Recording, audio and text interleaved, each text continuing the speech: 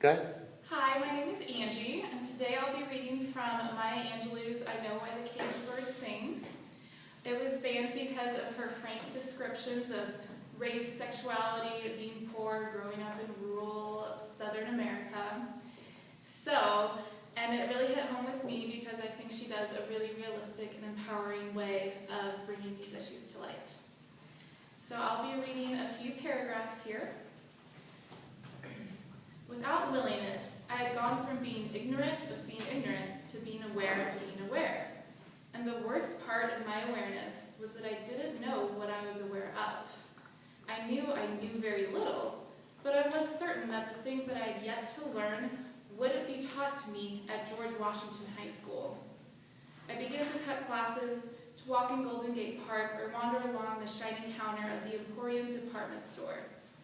When Mother discovered that I was playing truant, she told me that if I didn't want to go to school one day, there were no tests being held and my schoolwork was up to standard, all I had to do was tell her and I could stay home. She said that she didn't want some white woman calling her up to tell her something about her child that she didn't know.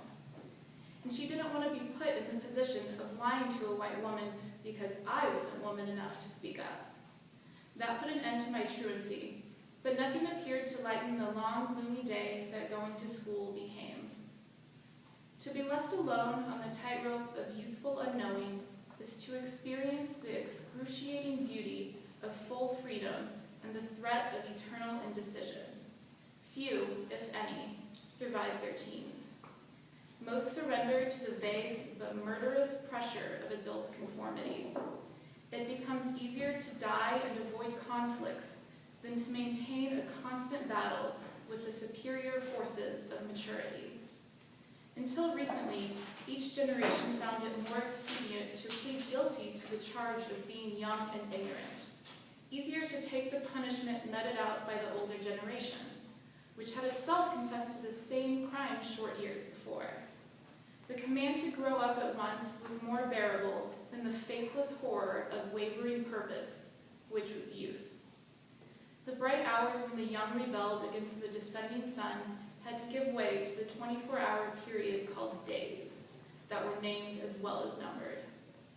The black female is assaulted in her tender years by all those common forces of nature at the same time that she is caught in the tripartite crossfire of masculine prejudice, white illogical hate, and black lack of power. The fact that the adult American Negro female emerges a formidable character is often met with amazement, distaste, and even belligerence. It is seldom accepted as an inevitable outcome of the struggle won by survivors and deserves respect, if not enthusiastic acceptance. Thanks. Perfect. You're awesome. Did you return whatever you needed to return?